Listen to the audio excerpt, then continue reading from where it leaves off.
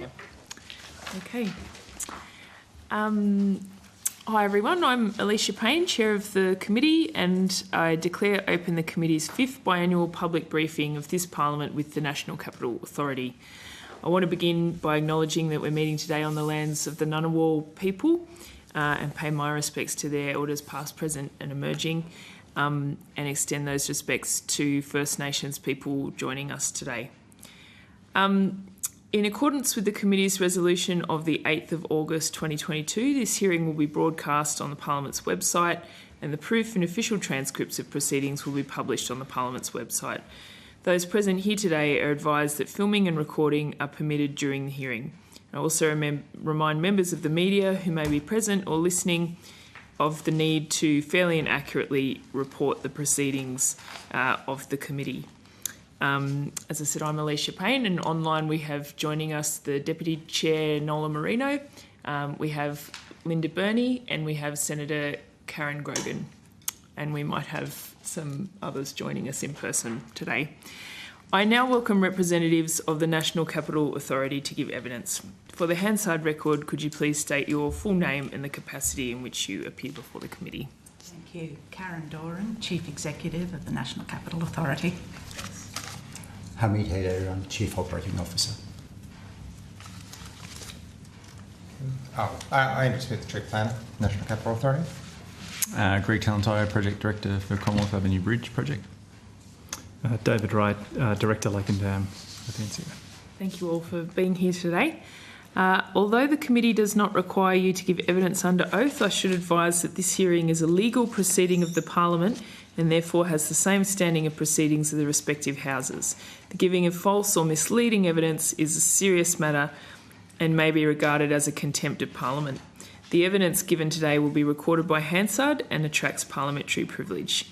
And I now invite you to make an opening statement before we proceed to discussion. Thank you, Ms Payne, but I won't make an opening statement. We're happy to take the questions. Okay. Of the committee. Thank you. Thank you. So just for others, members of the committee, I just propose that the way we proceed through this is in order of the topics that are in the agenda. And if anyone has a question on a particular topic, if they could let me know, and I'll open sort of each section and we'll go through like that, if that's okay. Okay. So the first item on the agenda is Canberra Light Rail Stage 2. So I'm just interested, how is the Stage 2A construction progressing in the National Triangle, please? Thank you. So the Canberra Light Rail project, of course, is a project of the ACT government. The NCA plays a role in both supporting them in their early design works, but also has an approval role in terms of the project. For Light Rail Stage 2A, we have actually approved their works approval for that project, and construction is commencing on that project. If not already, imminently. It is a transition from the raising of London Circuit project into the Stage 2A project. Thank you. The ACT government have conducted community consultation as part of their environmental impact statement. Did you contribute to this consultation? We contributed to the process in that there was parallel consultation processes run through this project. If you're asking, did we actually put in a submission to that process? I don't believe we did. No.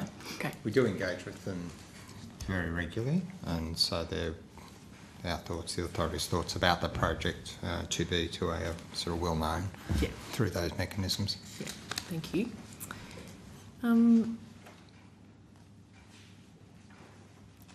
Has the NCA received a works approval application for Stage 2B? And if not, when do you expect to receive it? We haven't received a works approval application for Stage 2B as yet. We're not expecting that until probably 2026 time period. The approval process goes through a number of stages. So at the moment, stage 2B is going through the EPBC Act approval processes. So they're in the process of developing their draft environmental impact statement, which will probably be finalised towards the end of this year or early 2025. That statement will go through a public consultation process through the first half of 25 and then move into the final form of the EIS. So all of those are precursors to the works approval process. There is also a parliamentary approval process on the stage 2B part of the project because it's running through the parliamentary zone, and so that will also be a precursor to considering the works approval. Thank you. Okay, and has the NCA been satisfied by the progress seen to date in raising London Circuit? Look, I think with any project, it faces its challenges and delays, not least of which is weather, which I think maybe this project is facing right at the moment in its final stages. But certainly overall, the project seems to have run to its expected timelines. The level of engagement, consultation, coordination with the NCA has been strong through the process. I think in terms of the management of the disruption and the traffic, again, there's been good processes and good collaboration between the parties on that. Okay, thank you. No. I don't think I've got anything to add. I mean, it's a civil engineering construction project and running as fast as it can. Yeah, thank you.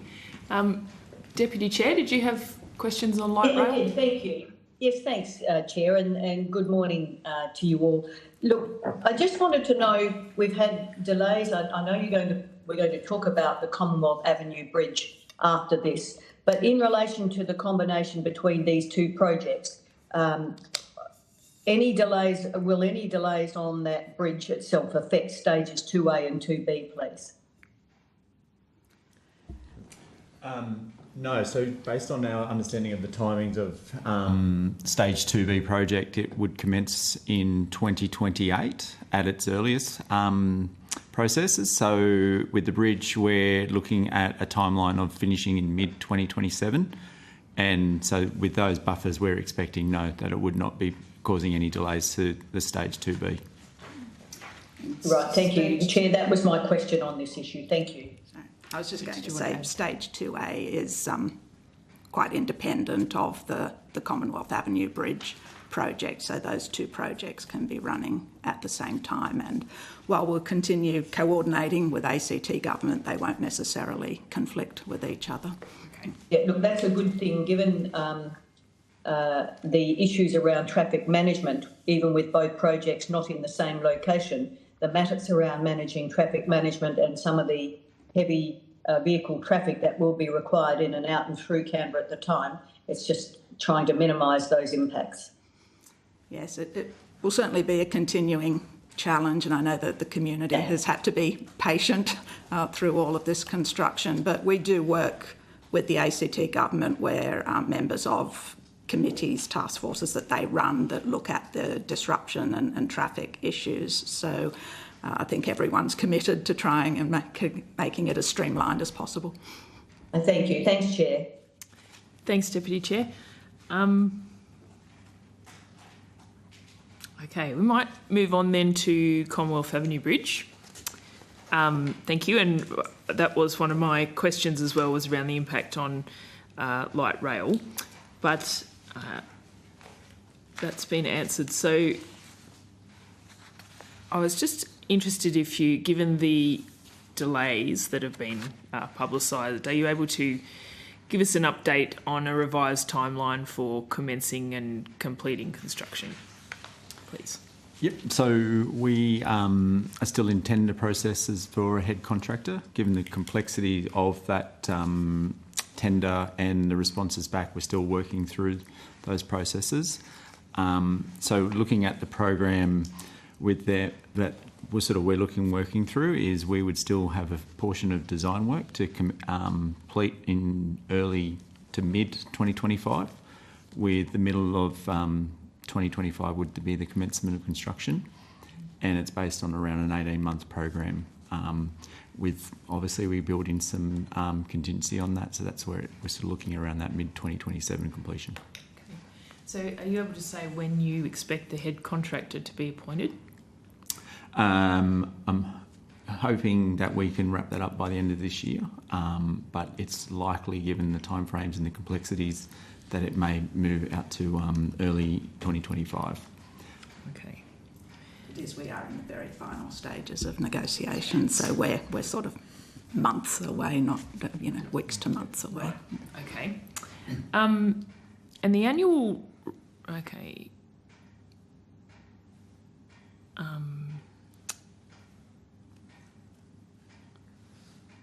Okay, I might go to the Deputy Chair if you've got a question. Yeah, I do. Thank you, Chair. Just on the, I was part of this decision when I was the Assistant Minister. I'm particularly keen to know whether the delay is going to increase the cost of this bridge, given the significant cost increases we've seen in infrastructure, delivery and other. Are you expecting there to be an increase in the cost of this funding, given the delays and the increased cost of infrastructure at the moment, please? There's probably two elements to that, Ms Marino. I think, as you've noted, that the construction industry at the moment is challenged with pressures on cost and cost escalation, and so of course we're operating in that market and we're trying to manage that as best we can. I suppose that's part of the reason why the additional time has been taken in the tender process and in these in working with industry through the tender process, has been to look to identify the risks and manage the costs for government in the project, and to take the time and do the work early in the processes to understand that and work through that so that we can best manage the costs in this current market. So right at the moment, while we're still, we haven't finalised the tender process, and so we don't have a finalised contracted cost for the project, we are still looking to manage within the budget as we've been allocated by the government. Would that, sorry, Chair, I'm just going to ask a secondary question.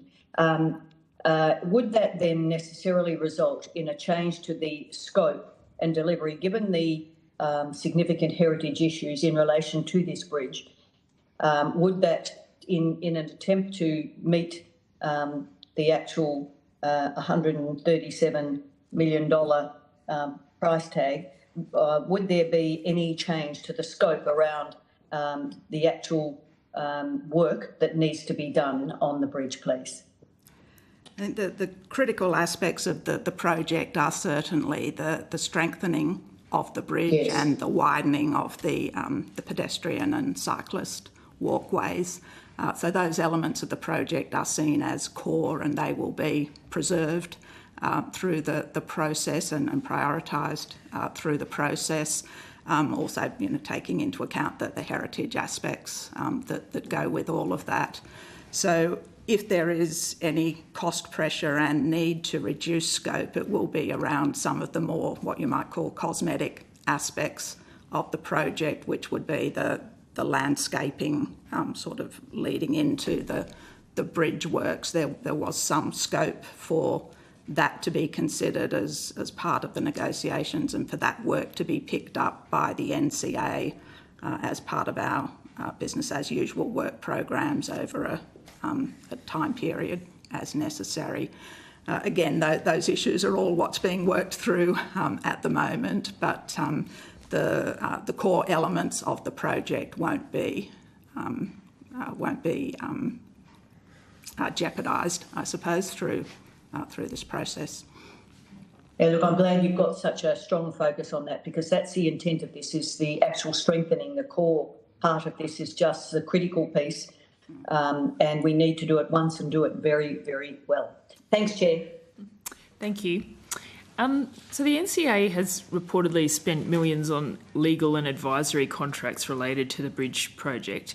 Are you able to provide a detailed breakdown of these expenditures and explain why those costs have escalated significantly?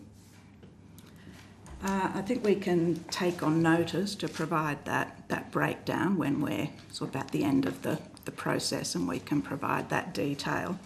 By way of a sort of general comment at this point, I think when you go into these sorts of projects, you make your best estimates as to what legal costs might be, and so certainly relative to those estimates, our costs have gone up through this early process.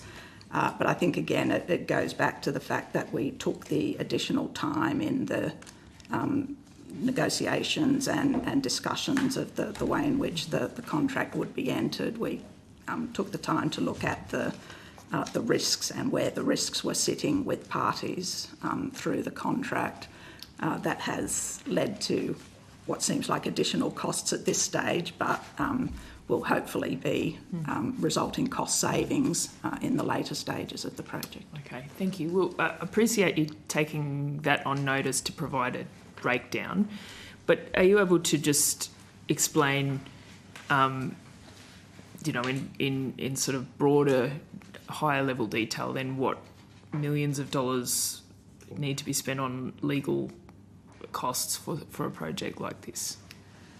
I'll make a start and maybe Greg can add, but the sorts of issues that we look to manage during a tender process and a complex contractual arrangement for a project like this is probity through the process to ensure that we're providing a fair and level playing field to all contractors, and that we're running the process appropriately. The contractual negotiations which go into the detail of the contract that we'll enter with the party, which sets out, and as much as possible at the start of the process, sets out the expectations, the roles, responsibilities and where they sit between parties.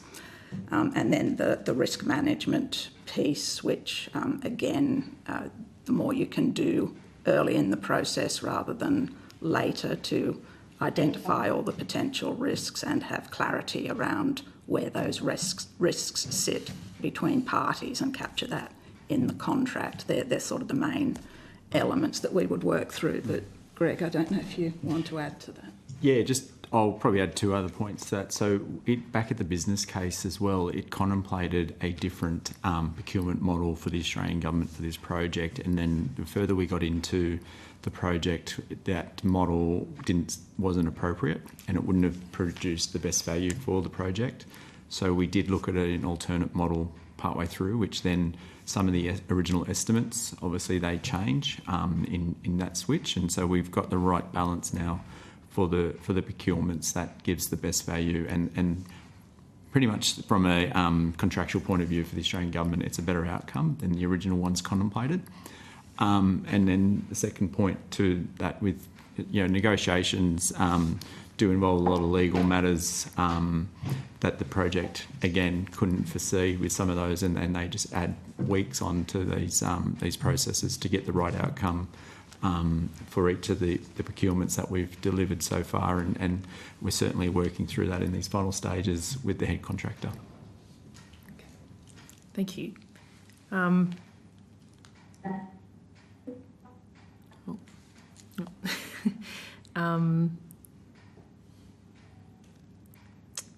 Okay, that's is the project still expected to come in on budget? So yes, based on the estimates at the moment, we're working within the budget, and it's the internal resources that we've applied with the project. We've got a quantity surveyor that works through the fees and processes and at the moment, without getting a final price from head contractor, where it is looking on budget. Okay, Thank you. And so the NCA was required by the Public Works Committee to provide 6 monthly updates on the project. What have those have you met that requirement, and what have those updates had to say about the project? So we've met the first report, the 6 monthly requirement on that one, and it was a template that was provided to us by that committee, so we've just ran through that process with them. On the first report that we delivered, we had no questions back to us on that report, so we assumed that the information we provided there was sufficient to what they were looking for. The second 6 monthly update, it was due at the end of November. We contacted the committee, given that we're still in the procurement and it would probably not provide enough information. We spoke with them and got permission to provide one in the end of January next year for their meeting after that. So we're on target to meet that process. Okay, thank you. If there's no other questions on the Commonwealth Avenue Bridge, we'll move on to the recent commitment to transparent processes. So I understand that you recently held a forum with the Canberra community.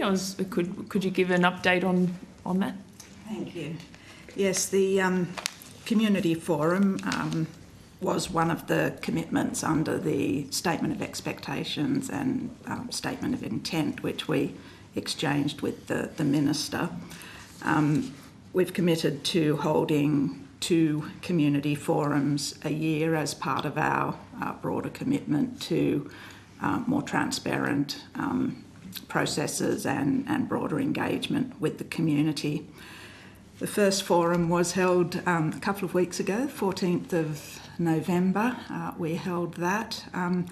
Look, I think and it's the first time the NCA has done this for a while, so for the sort of first time doing this, I think it was a really successful and well-received event.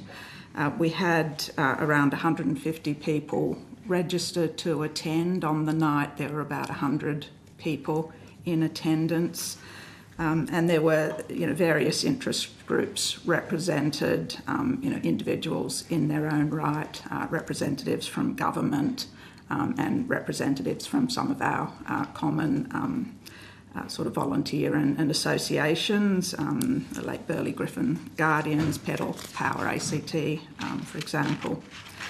The questions were pretty broad-ranging on the night, so it was essentially, some fairly short presentations at the start of the night and then really opening to questions from the audience, so a genuine attempt to engage and hear their issues. And we had questions around urban infill, housing affordability issues, preservation of green space in Canberra, a fair bit around active travel and cycling and connectivity, water quality in the lake. So we covered the range of issues, which was good. This forum was limited pretty much to local community. There was an online or an app process for submitting questions, and so we have taken some questions after the event which we'll respond to. But going forward, we want to look at how we can expand the reach of these consultations and open it to perhaps an online video sort of process, and open it to broader Australian community if they're interested to participate in the discussion. So it really is a genuine attempt to open to people's views and people's interest in the national capital and how we can best serve those interests. Excellent.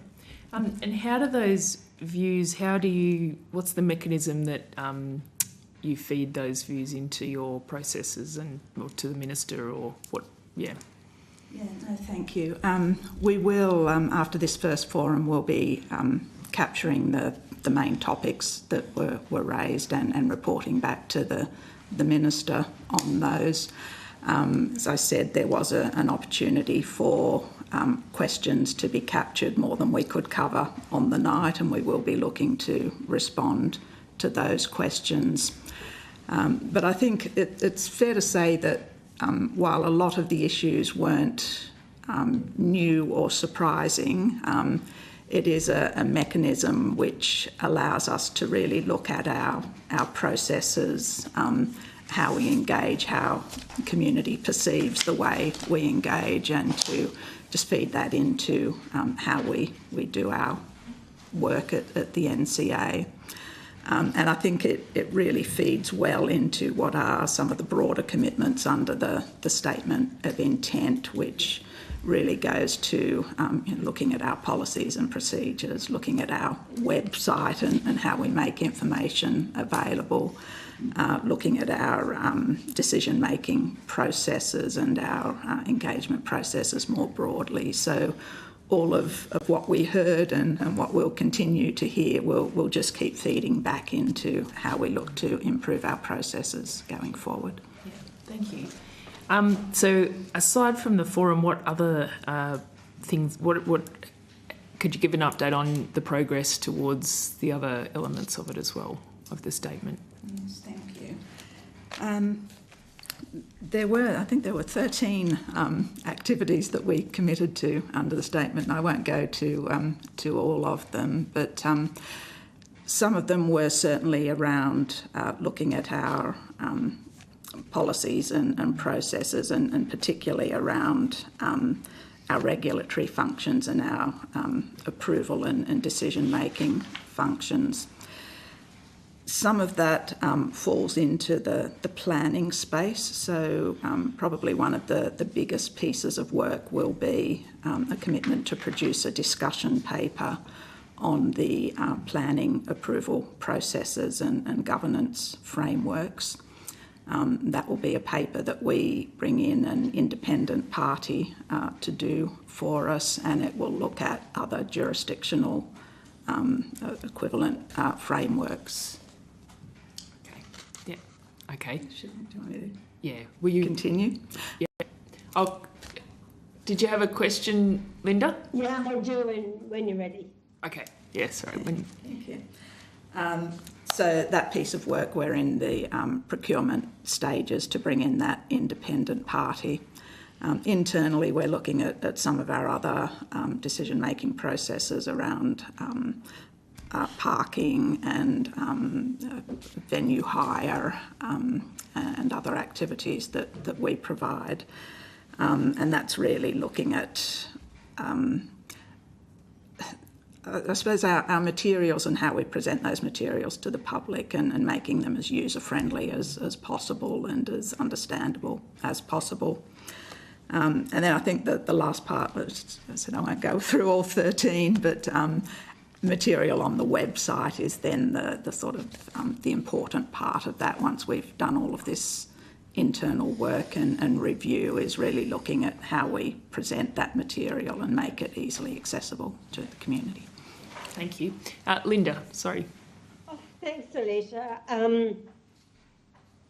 How did the NCA find itself in this position, where there was a statement of intent issued by a minister?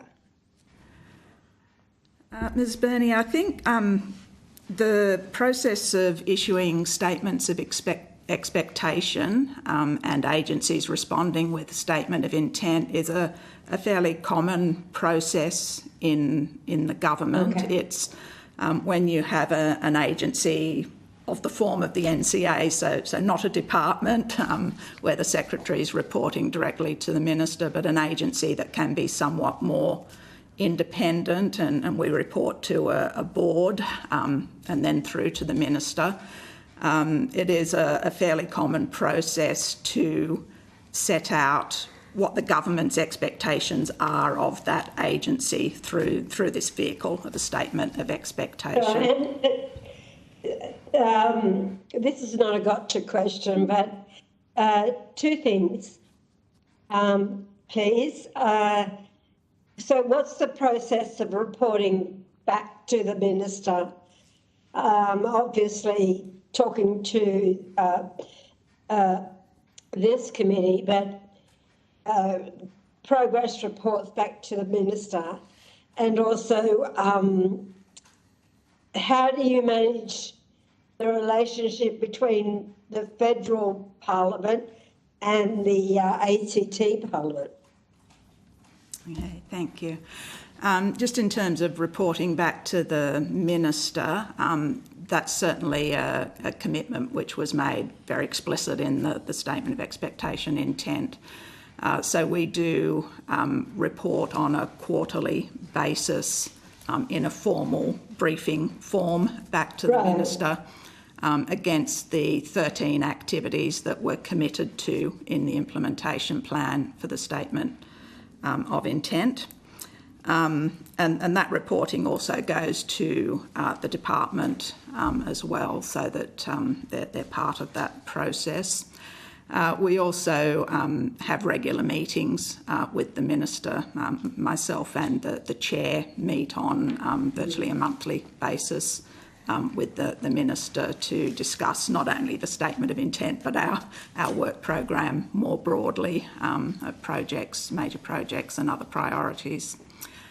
In terms of ACT government, that's a slightly different question, but again, something that was drawn out in the Statement of Expectation and Intent was a commitment to close collaboration with the ACT government, and a recognition of, what is a duality of roles in some respect. And so, necessarily we need to work closely together on clarity of our roles and responsibilities, but also, as projects are in train, like the bridge project and the light rail, just coordinating the alignment of those projects. So that's certainly, again, something we're very committed to. I'm very committed to. And just a final one, and this is out of pure ignorance. So in the ACT, the planning approvals for a major development, does it go through the council, or is there a overriding body like in New South Wales that does major projects and the council's not necessarily involved? So in the, I'll have a first attempt and then Andrew can correct me. In the ACT, I really don't know. That's why I'm asking. And look, it can be confusing, and I think this is, one of our parts in engaging with the community is really to try and explain this better to everyone. But the ACT is a state government in that sort of terminology. There is no council as such, so their planning authority is one of the directorates within ACT government. The NCA has a planning role as well, and that's where the sort of duality comes into play. They are largely mutually exclusive, but they necessarily need to work together and work collaboratively. But I'll let Andy add more to that.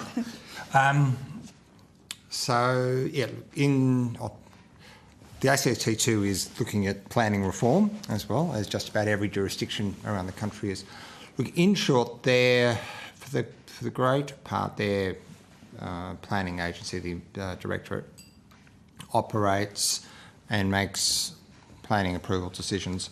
Like the NCA, policy change, which we implement through an amendment to the National Capital Plan, but they talk about territory plan variations, must pass through their parliament as well. Okay.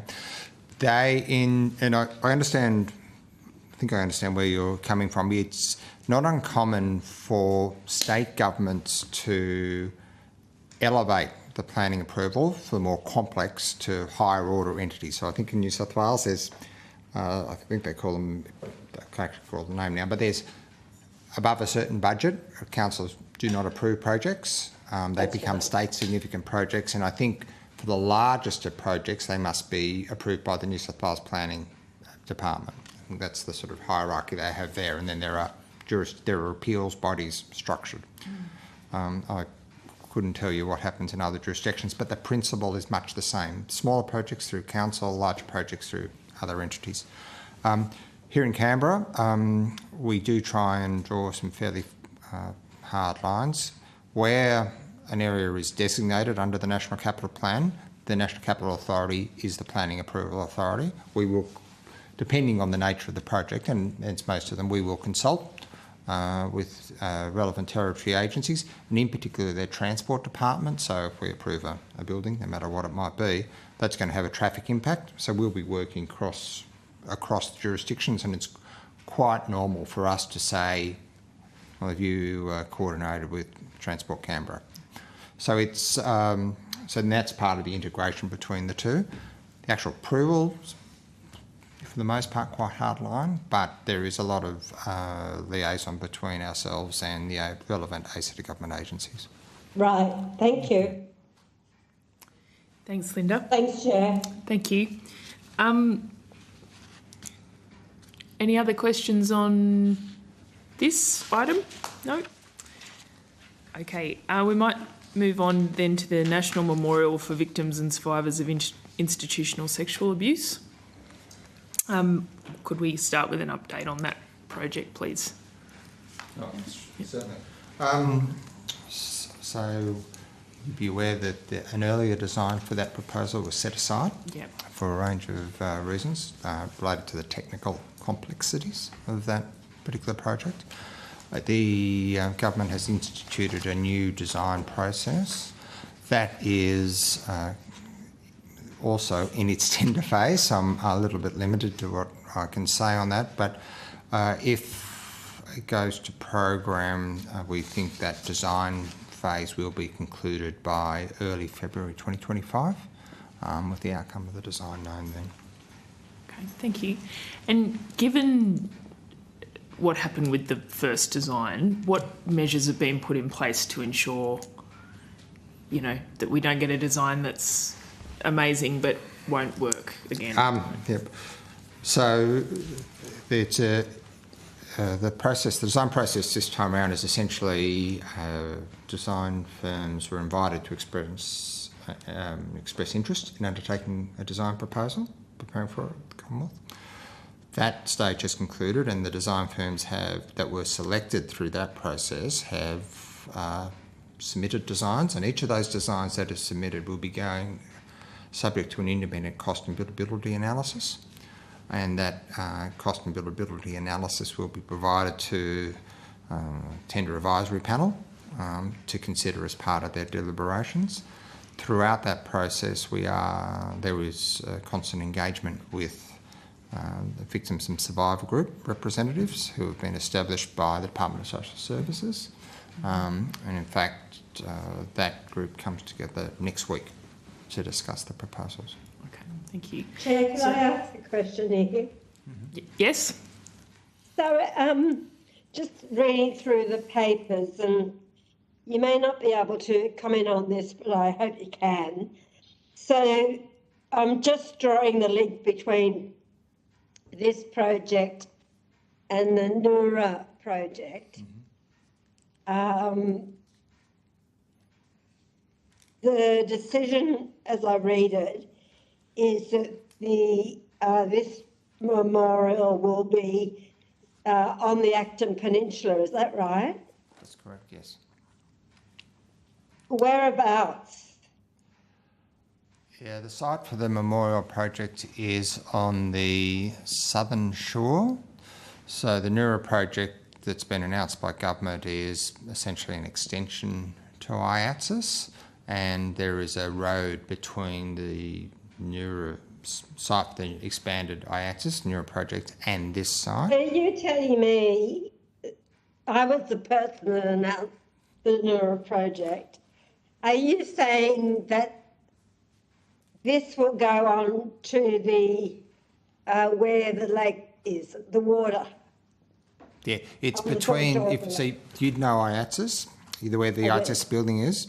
So it is on the lake side, not opposite IATSIS, but on the lake side of IATSIS, and I guess closer to the east, across the road and to the east.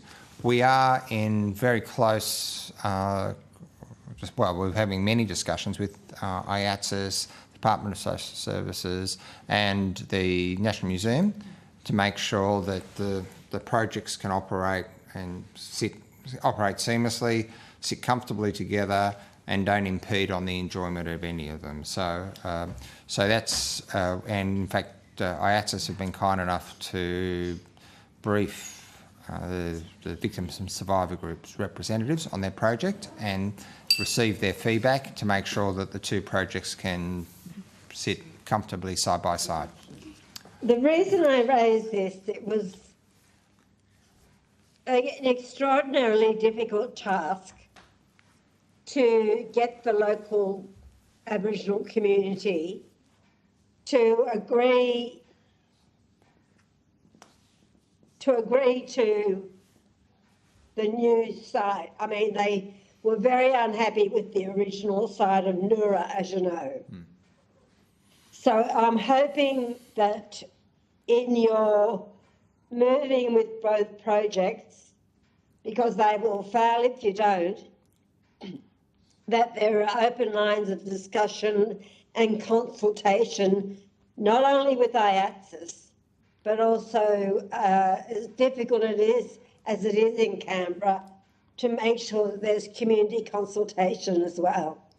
Certainly that discussions were held with sort of local First Nations representatives prior to the site being set initially, which was some years back now, and then those discussions have been reinitiated.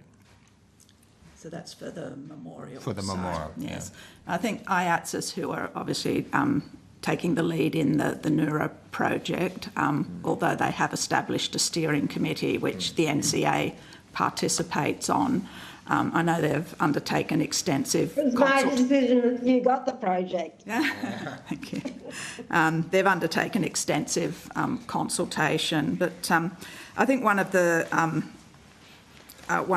opportunities and something we're certainly looking to do in our role, being involved in both the Noora project, the memorial project, having the relationship with the National Museum on the peninsula. We're very alert to the fact that there are, a lot of developments in train in that area. They all have their own sensitivities. There is an opportunity to keep the consultations and the collaborations very live through those processes, and I think it's very positive at this stage, and that's something we'll be committed to keeping. The sense of space won't be lost, will it, because of the 2 or 3 projects that are being looked at for that peninsula? No, we're certainly looking at the demarcation, you might say, between the various people located on the peninsula and their own plans and designs for their projects. So that's all being done in collaboration. But the NCA, which has some sort of oversight for the Acton Peninsula in its entirety, is also looking to do a coordinated piece of work that looks at making this precinct, as positive and as effective as it can be going forward. It's, with all of this development, it's certainly going to change this into quite a busy and quite an important cultural precinct. There'll be a lot more visitation. So we're looking at the facilities and the linkages and everything that's needed to support.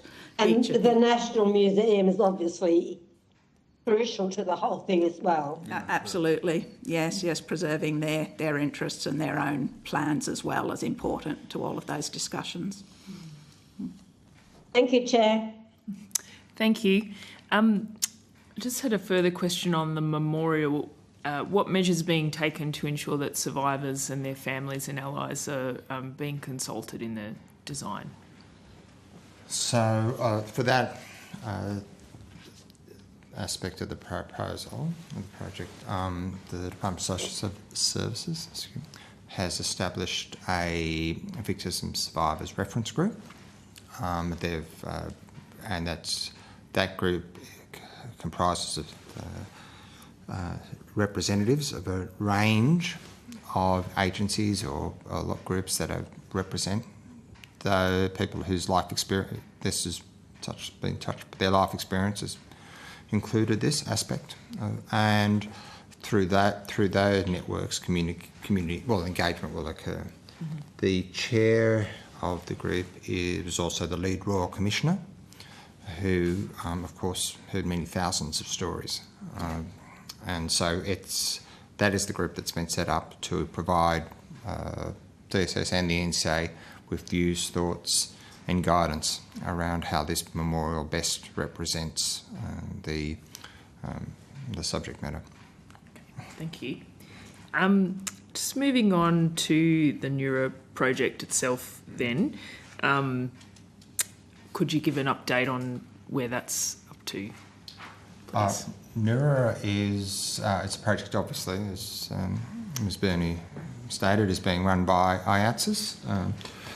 Our Chief Executive's on an advisory steering committee group for it. Yes, no, that's right. Yes, it is an IATSIS project, so we can only comment from our involvements. So I'm on a steering committee, which is an overarching governance committee and looks to those issues of collaboration and coordination across involved stakeholders. Andrew, as Chief Planner, has supported on the initial tender process to bring in a design consultant for the project, and so has been able to bring sort of NCA insights early to that process. I understand IATSIS have made a decision on the design component. It's early day. It is very early. So the selection of the architects was made some 3 or 4 months ago. So they're they're working through a design development process. I was briefed on that maybe 5 or 6 weeks ago. There's questions. There are two components to the project. It's not just Neura. Neura is sort of collective of the sort of a National Indigenous Knowledge and Cultural Centre, which is sort of which is essentially a expansion of IATSIS to bring that facility up to scratch, and an exhibition space to tell the stories of First Nations people to all who come to the peninsula. And the second part is a national resting place. And those two aspects of the project are, I won't say running to different timelines, but obviously the National Indigenous Cultural Centre is further advanced in its design, and IATSIS are consulting on that. And obviously for the National Resting Place, that's consultation is guiding the pace of that project's development. We understand that IATSIS have set up, independent of the group Karen's on, some other reference groups which they're consulting with at the moment, and it's our expectation to see a updated presentation in the next week or so. Thank you.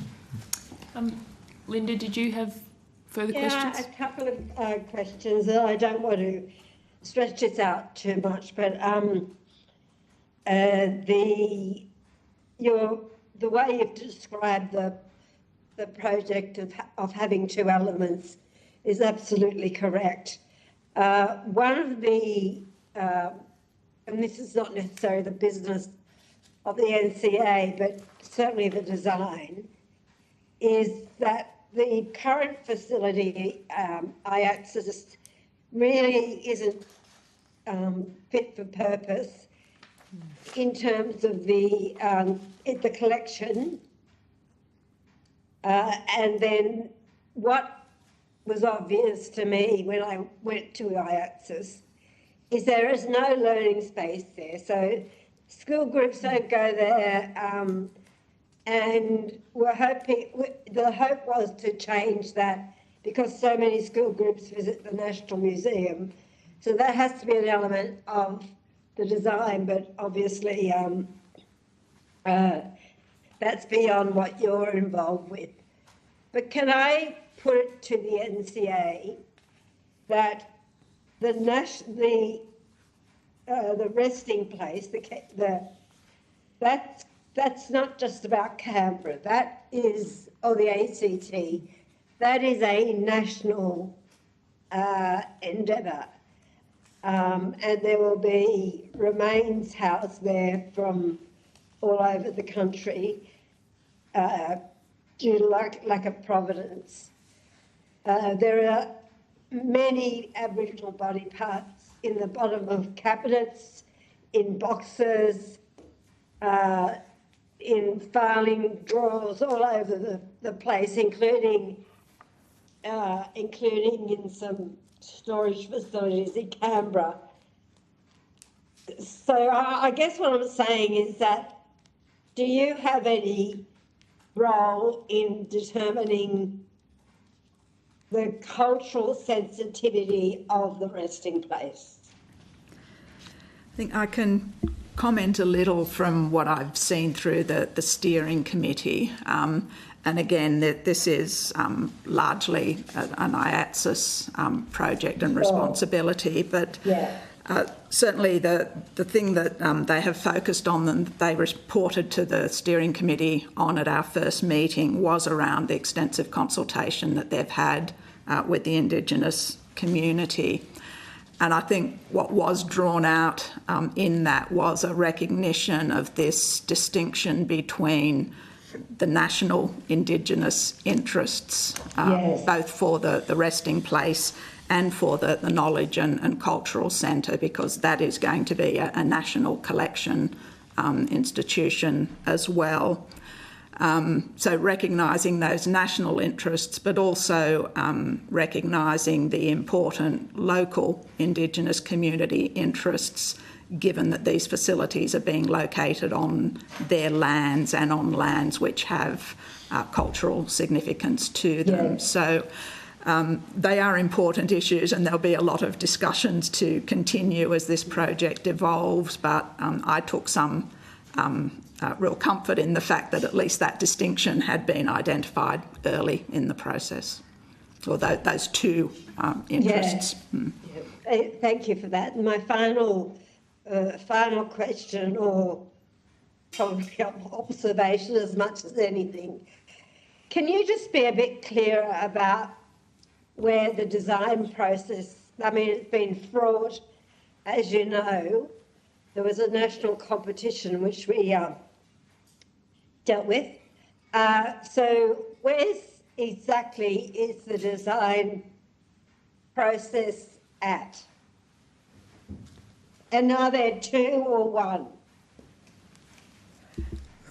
Perhaps we haven't seen drawings since the last 5 weeks or so. The design process, as I understand it, is it's working through, reaching a point where IATSIS can get some cost and design certainty about the project, and there's that when you're designing a building. That's quite iterative. You'll come up with an idea, someone will test the cost, test the design, and then there'll be changes, go back, and adjust things as they go. So, and that's the stage that IATSIS are at. We will be engaged as once the design ideas crystallise. At the moment, it's, when we saw it 5-6 weeks back, as I say, quite early days. And we'll hopefully see a more resolved design in the next week or so. Well, that's very pleasing. Thank you. Thank you, Chair. I might just add one comment to that, if I could, Chair. I think both for the NURA project, excuse me, and for the memorial that we were discussing earlier, there is an important distinction in that the earlier processes were design competitions.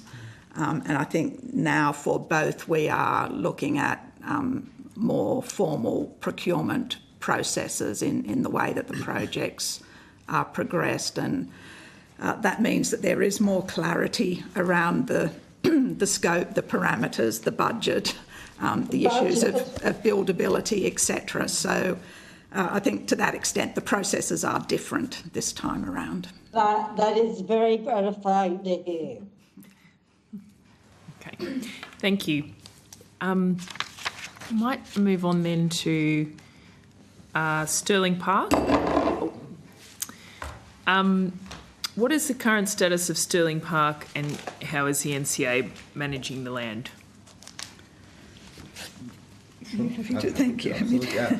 So in terms of the status of the land, all our conservation areas, the natural grasslands are classified as national land. And in terms of our working with the various interest groups in managing them is we treat them as if they were conservation areas. So we have comprehensive management plans for them, including heritage and conservation management plans.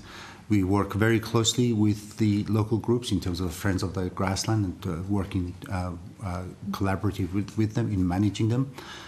We do have dedicated contractors, as in a contractor firm, that assists us in managing those lands. And we'll also have allocated budgets that we make sure is available in working and looking after those lands. And in terms of when I say looking after, so there is activities that we take anything from weed management to controlled burns to doing some repairs and maintenance around, say, fencing. But all of those is guarded in discussions and also by the management plans that we have in place that have been that lead the maintenance of and looking after those lands. Okay. So are those lands currently protected, or, you know, but I take it there's no current proposal to build more embassies there on that particular. So the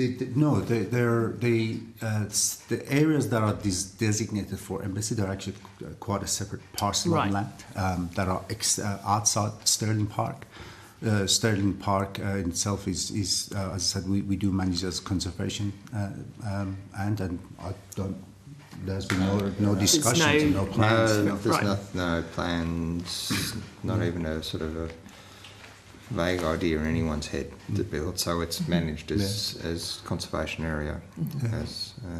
And in fact, Sorry, just if I may make the comment, in fact, to your point, the area that has been next identified as potential diplomatic estate is completely separate and is around the curtain, colloquially referred to as a curtain horse paddock. So that's the future direction of diplomatic estates, should there be a desire to go that way. Yeah, thank you. Linda. I was just going to ask, I'm not familiar with Stirling Park, but it sounds pretty important. Are there any land care groups or voluntary groups in there helping to look after it and keep it weed-free? That's correct.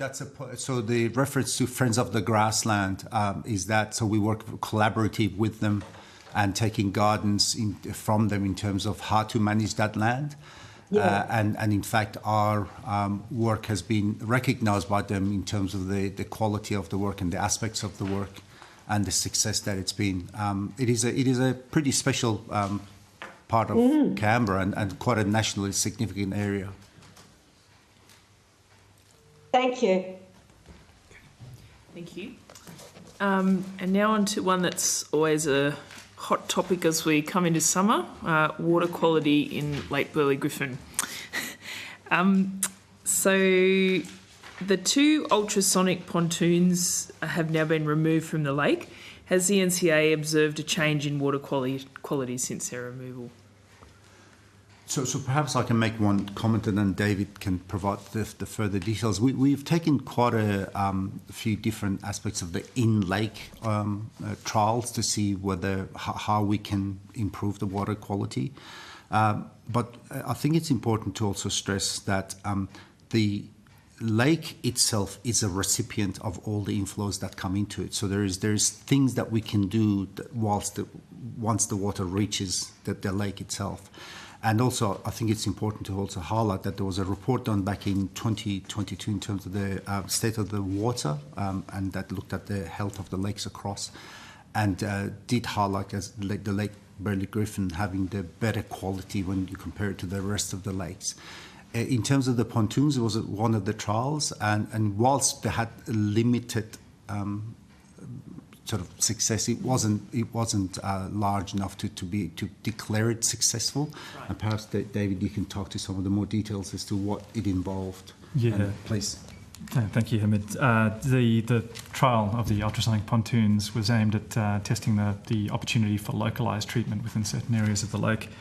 And so, as part of assessment of that trial, we looked at other areas of the lake that weren't subject to treatment of the water quality, and essentially the outcomes of that were that there were no material differences between the trialled areas versus other areas of the lake. And so, while not being conclusive in stating that the pontoons actually were effective, there wasn't any evidence to show that they were really effective at reducing blue-green algae numbers.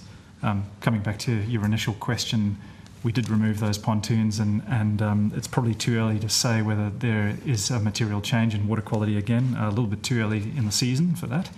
But we undertake weekly water quality monitoring at all of those sites, and we'll continue to monitor that and as it progresses over summer and start to track trends and so on. Thank you. How is it going at the moment? Water quality in general, so as part of our water quality monitoring, we test for bacteria and various species of blue-green algae. From the point of view of blue-green algae, the numbers haven't increased just yet in summer. We're probably expecting those to increase after Christmas and early into the year. We've had some closures of swimming areas around the lake due to bacteria numbers, which is predominantly due to pollutants from the catchment flowing into the lake in those various areas. What impact would the significant rain over the weekend have? What's that likely to have on water quality? So we undertook water quality monitoring this morning. So we'll get to see those results by Thursday this week, and indicative results by tomorrow. I would expect that inflows, an increase in inflows from the catchment will probably bring an increase in pollutants from the catchment, and so we might see higher bacteria numbers. Thank you.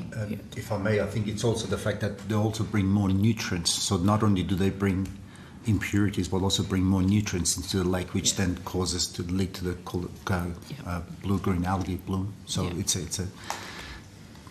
had two effects on the lake in that aspect. And since the pontoons have been found to be not successful enough to continue, are there other things you're trialling or putting in place? So this is the sort of in-lake mechanical aspects that I've said that I mentioned earlier on. So there have been a range of trials that we've undertaken, including plantation, particularly around the Jerrabomberra wetlands, even separation from stock, being close to the lake, so the nutrient and to reducing the runoffs. And also having looked at some, I think, aeration mechanisms where we've tried to disturb the comfort levels, so to say, for blue-green algae in terms of and the conditions that they grow within. I think it's fair to say that while some of those have had some impact, there hasn't been big enough to say that we've won the battle, but we certainly are continuing to look at options. But as David mentioned, we do take water qualities every week in the 10 locations of the lake to make sure, to the extent possible, keep the public informed in terms of what is available to be, what activities can be undertaken in the lake. Great, thank you. Deputy Chair, I think you had a question? I do, thank you. And it is a less perhaps important one. I understand the issues around water quality as a farmer. But one of the other things that I take a great interest in, can you tell me about the paddle boats at the moment, please? Sure, I can. It's my pleasure to announce that they are back on the lake. We were able to find a successful operator to bring them back to life. And they're operational, and they've complemented them with their own fleet as well. So you see the juxtaposition of the old and the new next to each other. So they're operational again. Oh, that's great. In the run through to summer, I think that's fantastic. They're quite an iconic opportunity in Canberra, and something that so many locals as well as visitors actually rely on, along, with the water fountain and other. There's some iconic attractions around the lake that we need to preserve. Can I just, Chair, ask another question? And it's probably not directly related to this, but just around the plantings and your beautiful tree planting projects and determination to retain what was planted originally. Are there any issues there that you're facing, and any that might have any impact on water quality at all, please?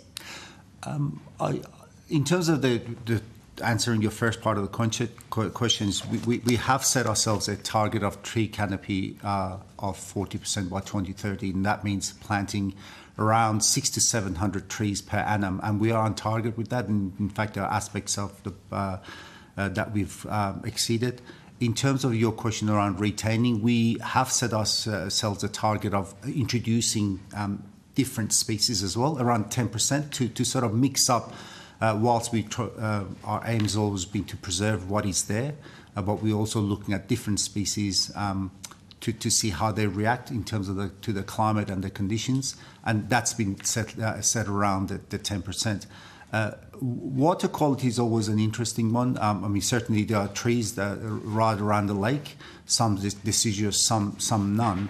I think the jury, in fact, we did have a discussion of late with the Office of Water in Canberra, and the jury is still out in terms of the impact of those trees. And I certainly learned some things that I would have never thought was possible. For example, the eucalypt themselves have a different impact on the water quality and the non-deciduous, and particularly during the warmer months of the year. So that's something we certainly are working collaboratively with our counterparts, and also as we look at the broader issue of the water quality around Lake Burley-Griffin and the catchment area. Oh, look, thank you. And can I just encourage you, the trees and the gardens are such a major attraction in Canberra, and help to make it the beautiful place that it is. So I'm really supportive of what you might do to preserve and retain what makes Canberra special in relation to the plantings. Thank you. Thanks, Deputy Chair. Completely agree. Just quickly on the paddle boats, I was also going to ask about that. Do you have any data on what the public response, I know people are really excited, but have lots of people been getting out there on them? Yeah, please, answer that, because they started up again in, I think it was early October, so we got them up for Floriade this year, and also for the 60th anniversary celebrations for Lake Burley-Griffin, so that was great. At the moment they're operating on weekends, and we're just sort of coming into the summer season. They'll then start operating through the week once we have people on school holidays, and so we expect they'll get much more uses as we get into that part of the season. Anecdotally, at this stage, the response has been very positive, and a lot of excitement. I think the additions to the fleet of the newer forms of paddle boats has also increased the range of people who might get on them. I think that the newer boats are much more suited to family situations. They take 4 people, so you can have the 2 kids and the 2 parents, and they have a bit more protection. So I'm expecting as we get into the summer season, we'll see a lot of uptake of both elements of the fleet of paddle boats. Yeah. Absolutely, I'm keen to try out those larger ones, because I wouldn't trust myself to have both my kids with me. No, they're too unpredictable. Okay, I'll just move on now to the Scrivener Dam Dissipator project. That one obviously also has experienced some delays. Are you able to explain why those delays have occurred, and give us an update on the updated timeline and expected completion of the project? Thank you. I'll start at a very high level, and then I'll pass to David on this one. But so we have just today announced the appointment of the head contractor for that project. So we are through the tender process. The reason for delays is not dissimilar to the circumstances we were describing on the bridge project. It was the taking of the additional time in the procurement processes to ensure that we had a robust process, that we'd worked through all of the risks and challenges on this project, and we're in a good position to go forward. Having now signed the head contract, we're pretty confident now on timelines. Work will be able to start, preliminary works will start virtually immediately on this project. The works on the dam itself will commence around March of next year, and we're expecting it's about a 2.5 year project in total, so towards middle of 27, or the back end of 27, we're expecting to have completion. One of the complexities with this project was just the staging of it, the need to keep the dam operational because of the important purpose it has while being able to undertake the works on stages. But I'll pass to David, who can talk in much more detail about that. Thank you. You've covered a good level of detail there. Thanks, Karen. As Karen mentioned, we've commenced early works for the project now. So over the next few months, the contractor will be developing management plans and temporary works plans, and we'll be seeking the relevant approvals for the temporary works around the dam, and undertaking dilapidation surveys and early procurement of materials and so on. As mentioned, the construction works are expected to commence in March of 2025, with a program of about 2.5 years from there. Thank you. And I guess similarly with the Commonwealth Avenue Bridge project, there's been a substantial amount of money spent on legal fees. Are you able to speak to why that's necessary? Again, in the broad, similar reasons to the bridge project, just the additional negotiations, the working through of the complexity of the risk issues and getting clarity on those roles and responsibilities. But David, I don't know if you can add anything at this stage to that. Not specifically. I think in a similar position with the bridge, it is a complex project. There are key legal risks and technical risks that we needed to work through to mitigate the risk to NCA as far as practical before we can commence the project. And so that has been a probably slightly extended process, longer than we were expecting. However, we've got to a point where we're comfortable now and to proceed. Thank you.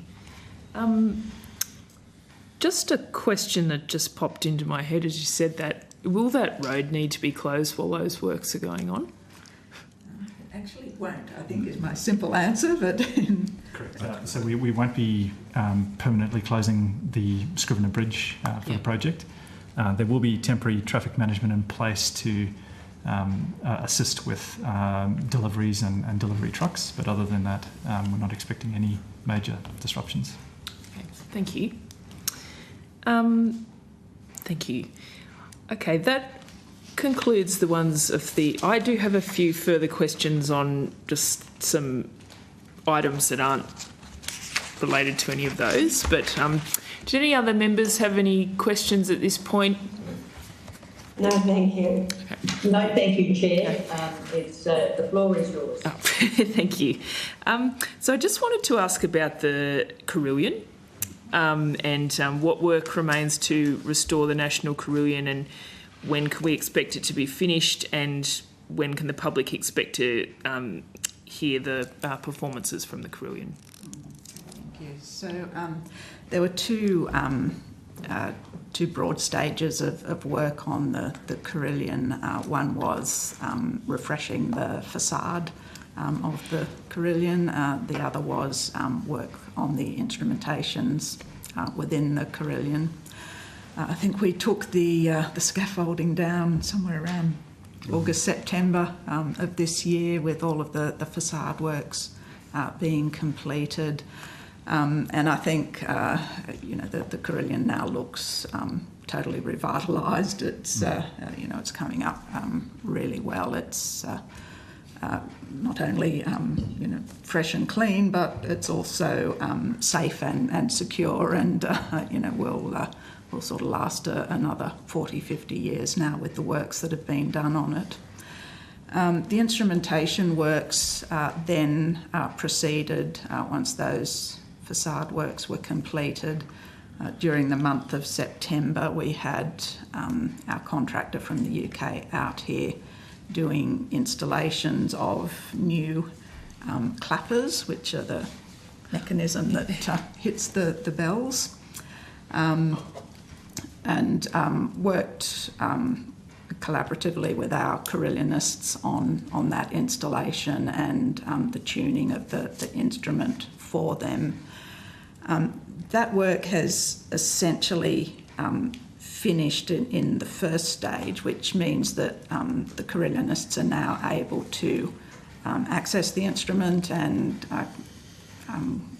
recommence their practicing and their use of the instrument.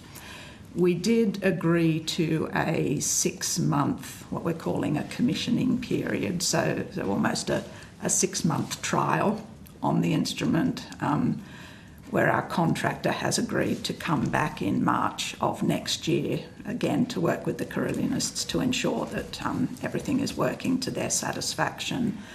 And at that point, we'll sort of do the final sign-off on the works. So by March next year, hopefully, all of that will be finalised. But as I said, the instrument is able to be used now, and the Carillonists are starting to plan for, what might be a program of recitals, etc., for the new year. Great, wonderful, thank you.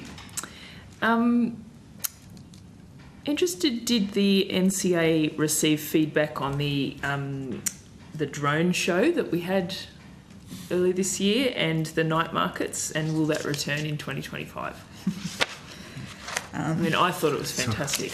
Yeah. Look, I think all of our anecdotal feedback has been exactly that, and I'm going to let Hamid sort of have the announcement here, but I can say that we will be. We've been supported by the National Australia Day Council to do an Australia Day celebration again in 25, and it will be a drone show again with the night markets.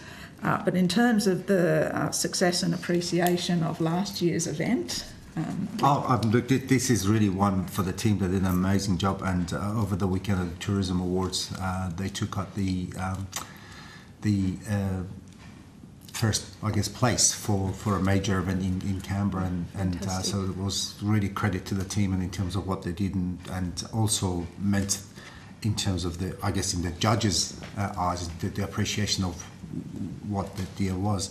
And in terms of it coming back, yes, it will come back in the same format, the night markets. That, by all measures, was a great success. I was there for all 3 nights last year, and I spoke to many vendors at our spot, and literally they said, please bring it back. These were about 80 or 90 micro businesses from around the region and Canberra. Yeah.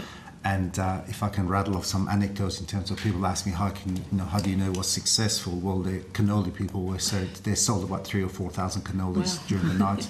There was a chicken person there. They were selling about 250 or 300 kilos chicken a night, and then there was an orange juice person juicing close to about 10,000 oranges. So that to me is a pretty success. I mean, there were vendors selling out almost every night. That's wonderful. So that was a really was a good success in terms of that aspect. Yeah. Excellent. That's great to hear. I have a question around the floating sauna. Do you know when that will be open for public use, and how can people get more information? Sorry, our expectation is that it will open in the first quarter of next year. Right, excellent. Thank you. Does the NCA have any further plans to activate the lake?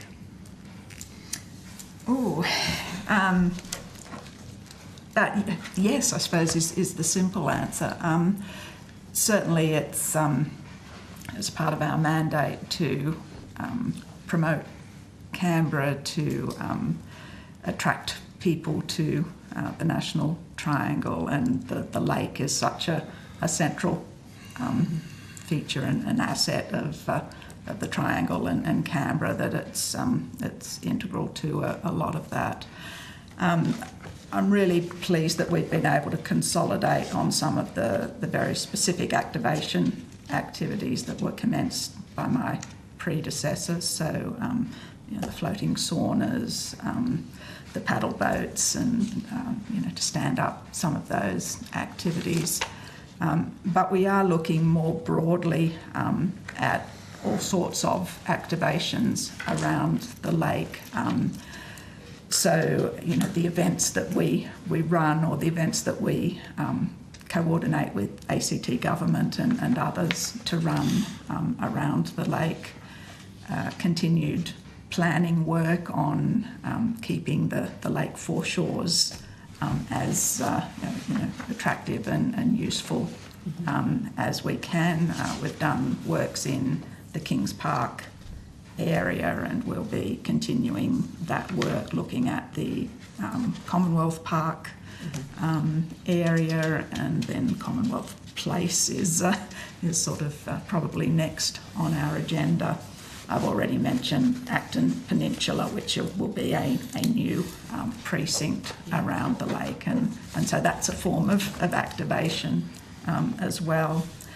I think one of the issues I'm really keen for us to look at as we're doing all of that sort of planning work is just the connectivity and the accessibility around the lake. So we really are focused on pedestrian movement, on cyclist movement, on connectivity, back to the city or between areas in the National Triangle, to activating the national institutions and having people aware that they don't just go to one place, but there's a whole lot of things they can do.